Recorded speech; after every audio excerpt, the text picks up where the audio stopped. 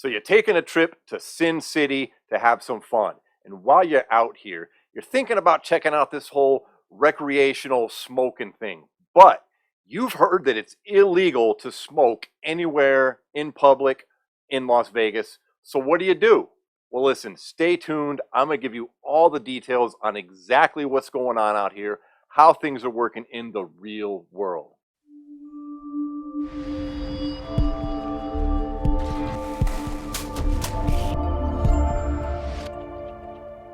All right, let's start with the current situation as far as the laws in Vegas go for right now. I'm recording this as April 17th of 2022, and as it stands now, it is perfectly legal to possess and purchase, but it is only legal to smoke inside a private residence, which does make obviously a problem for tourists coming here who are perfectly able to go and buy it wherever they want to, but they can't technically use it anywhere according to the law.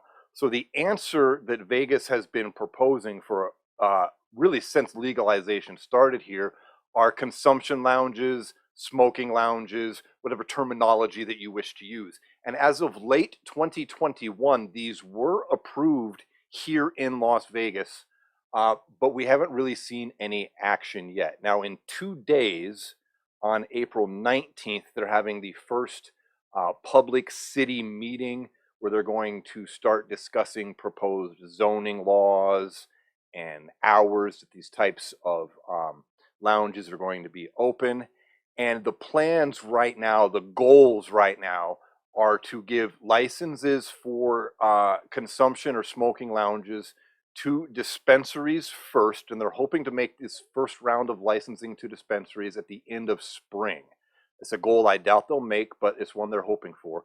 And basically what that means is that a dispensary that gets a license for a lounge will be able to operate one lounge no matter how many locations they have. All right, Vegas is filled with corporate dispensaries. All right, they're very tight on licenses here. It's just kind of a Vegas thing compared to other legalized states that I've lived in and visited, and they're very expensive. So this first round, like let's say a dispensary, so it led to a lot of corporate dispensaries, my point being. So if a dispensary has 6 locations here in the Las Vegas area, one of them will be allowed to operate a lounge, okay? Now, this clearly means in my head that the ones that win these licenses will put them as close to the strip as possible. So we've got places like Planet 13, who is really driving to get their license. They're planning on building a 5,000 square foot balcony with a consumption lounge. And after that bit is supposedly done with the dispensaries, the commission is hoping by the end of summer to do a second round of licensings for these supposed independents. And they would be looking to make 20 licenses available to independents who do not own a traditional dispensary. And I do believe now the idea is that they would have to be serving some sort of like single serve product, okay, like one joint or maybe a packed bowl and pipe combination or something weird like this, okay?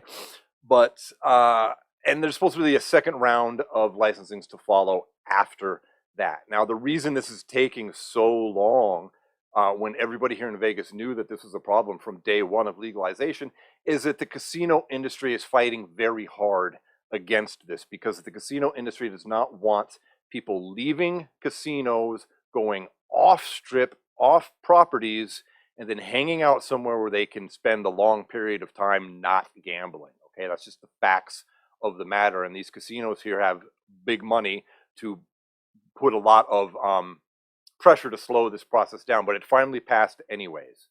Okay, but that is how it works. There are no dispensaries on the strip. It is not allowed.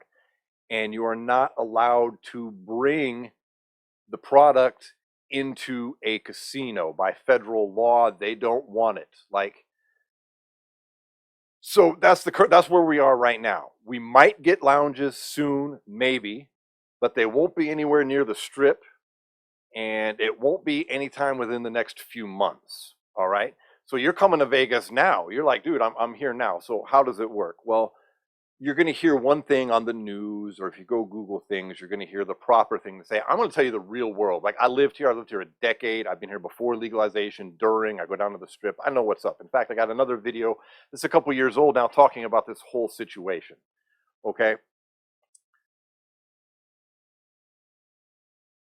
People now smoke outside. A lot of them smoke blatantly on the strip. I, as a local, I don't recommend that you blatantly smoke on the strip. You're very unlikely to get in trouble for it unless you're being just a fool, okay? And if I was going down on the strip to smoke, which I've done plenty of times actually, I just step a little bit out of the way. There's plenty of places that are a little bit, secluded. There's not children around. There's not families around. Like, don't break it out in front of a family, because then they start complaining. They complain to a cop. You will get in trouble. Okay. The police here are well aware of the situation that has been caused, where tourists are coming here but don't have anywhere to go. And a lot of the police, frankly, are giving leeway in this matter, unless you're being a fool. So if you're outside and you're off of a casino property, you're walking the strip, or you've stepped off, the beaten path a little bit, you really shouldn't have any problems. Okay, and that's just facts. That's real world facts. Okay, I'm not telling you to come out here and break the law. I'm telling you this is how it's working.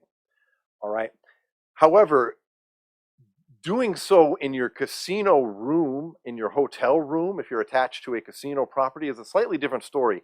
Frankly, I wouldn't recommend it. Like, if I was staying in a hotel, I'm just not going to do it. All right. Um, Casino employees and casino security are not going to have the same leeway that the police have, because they come under federal guidelines. All right.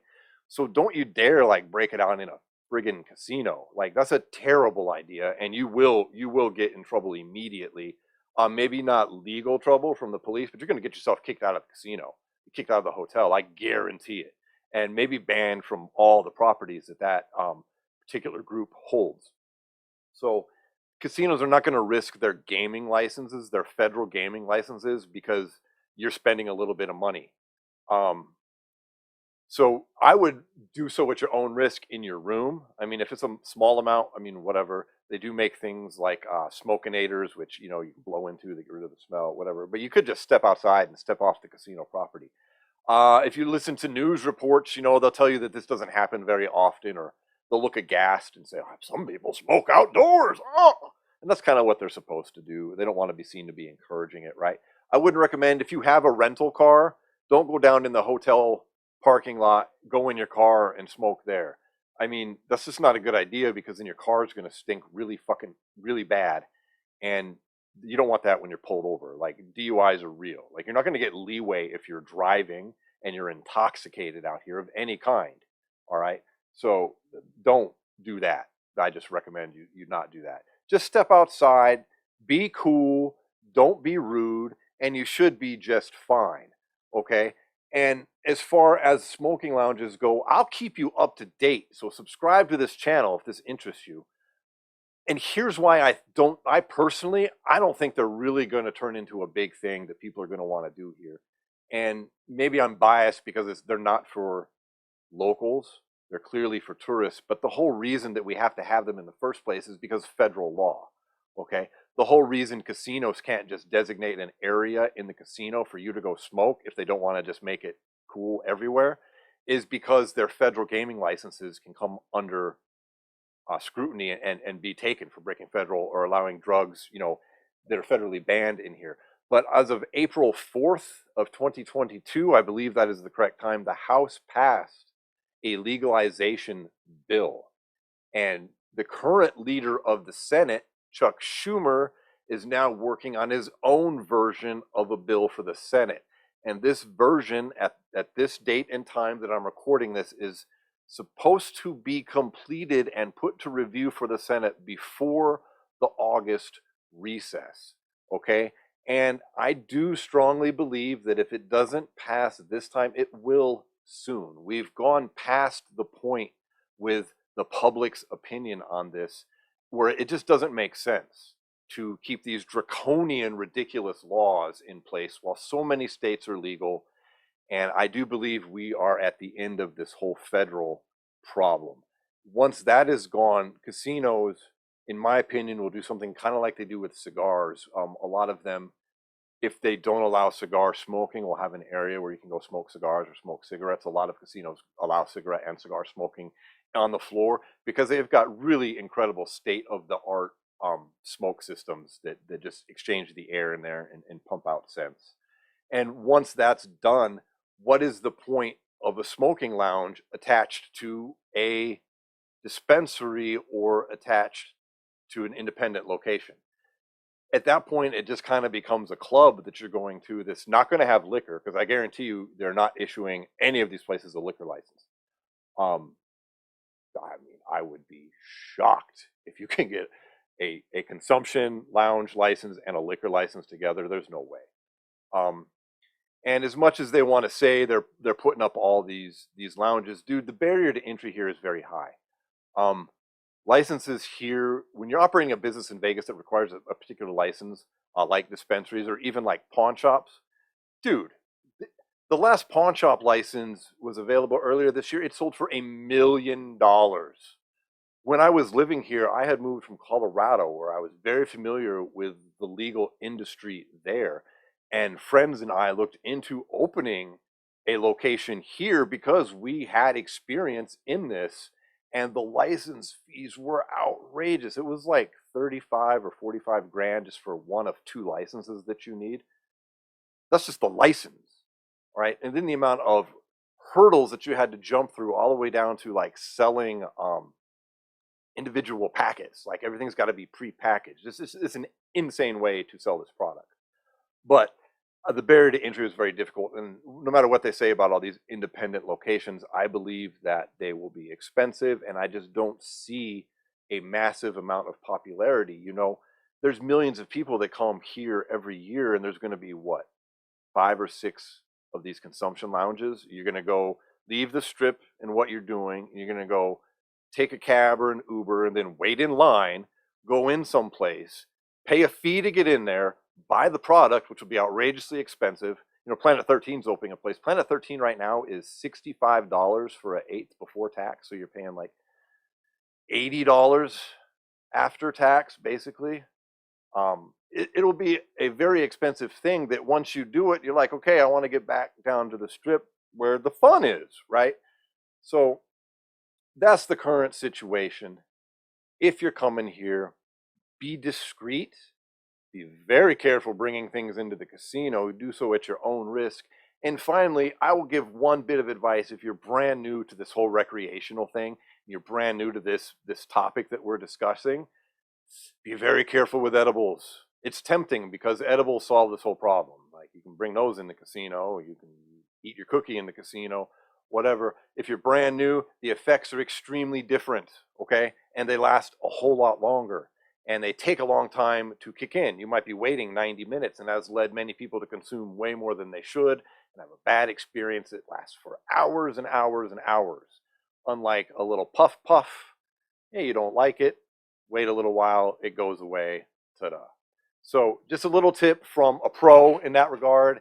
And all the rest of this, look, they're my opinions. I'm not giving you legal advice, but I think if you come out here and you're safe and you're discreet and you're not a jerk about it, you shouldn't have any problem smoking in public, frankly.